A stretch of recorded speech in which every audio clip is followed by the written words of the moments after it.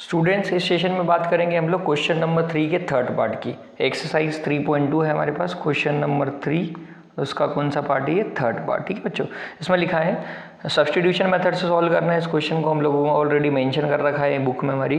तो लिखेंगे, देखेंगे question. The coach of a cricket team buy 7 bats and 6 balls for ₹3800 Later he buys 3 baits and 5 balls for ₹1750. Find the cost of a bait and each bait and each ball. ठीक है, तो हम लोग बात करेंगे let the cost of a bat is ₹X and the cost of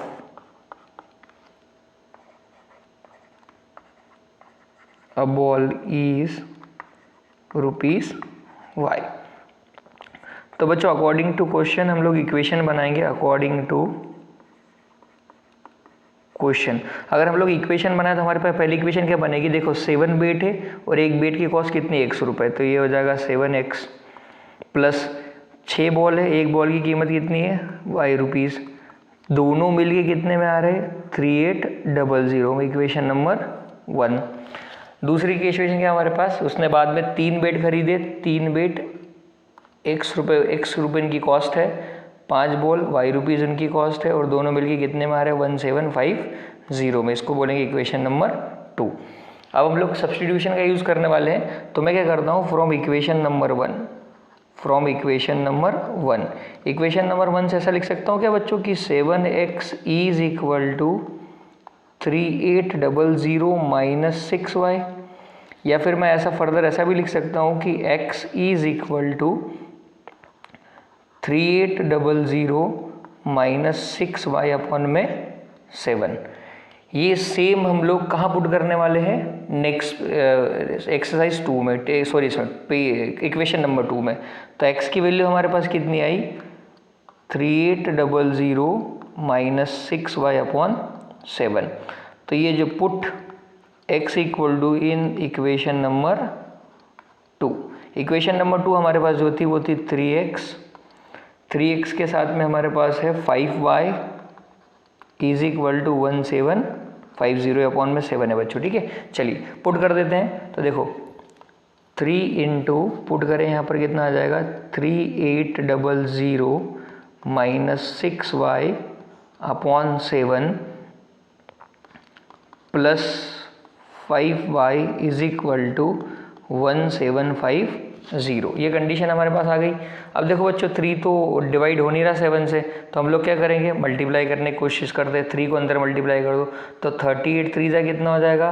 11400 minus 3 6 जा 18y upon में ये 7 as it is plus 5y, इसके अपॉन में लिख लो 1। आंसर आ जाएगा आपका इक्वल टू 1750।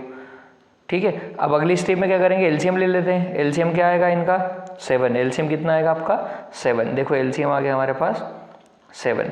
तो यहाँ 7 है, यहाँ 7 है, तो ये नंबर एज इट इज़। तो 11400 माइनस 18y प्लस 7, यहाँ 1 है तो ऊपर 7 से मल्टीप्लाई करना पड़ेगा, तो हो जाएगा आपका 35y इज इक्वल टू 1750। ये 7 इधर डिवाइड में है, इधर आके क्या हो जाएगा? मल्टीप्लाई में। तो 11400। अब देखो इनको ज़रा ध्यान से देखो, माइनस 18 प्लस 35 कितना बचेगा? प्लस का 17y और इधर हो जाएगा आपका 1750 इंटू 7। ठीक है बच्चों, ज़रा हम लोग यहाँ देखें। अब अगली स्टेप में ज़रा मल्टीप्लाई करके देख लेते हैं। मल्टीप्लाई कितना हो जाएगा? 7 इंटू 0 7, 7 5 जा 35, 7 7 जा 49, 49 प्लस 2 कितना हो गया? 49 प्लस 3 52 और 7 1 7, 7 प्लस 5 कितना हो जाएगा? ये 12। तो 12,250 ये आएगा, 250 आएगा। और इधर हमारे पास बचा है 1140 प्लस 17y। मैं शिफ्टिंग कर लूँगा यहाँ पर, तो हमारे पास क्या हो जाएगा सिचुएशन? देखे जरा यहाँ पर हमारे पास बचेगा 17y is equal to 12250 minus 11400। ठीक है, तो 17y इज इक्वल टू कितना बचेगा? 1200 250 में से 11,000 गया तो आपके पास बचेगा 11,400 गया तो 850। तो y is equal to 850 divided by 17, 17 5 ज़ा 85 होता है, 0 का 0, तो y कितना आ गया हमारे पास 50। मतलब एक बॉल की कॉस्ट कितनी आ गई कितनी आ गई हमारे पास, ये आ गई 50 रुपीज़। अब हम लोग क्या करते हैं, ये जो पुट x की वैल्यू निकालते हैं, put y is equal to 50 in equation number 2 में पुट कर देते हैं। देखो ये इक्वेशन नंबर 2 हमारे सामने ही है, ठीक है, ये हम लोग उस पेज से लेके आए हैं। तो देखो यहाँ पुट करते हैं, तो 3x plus 5 into 50 is equal to 1750।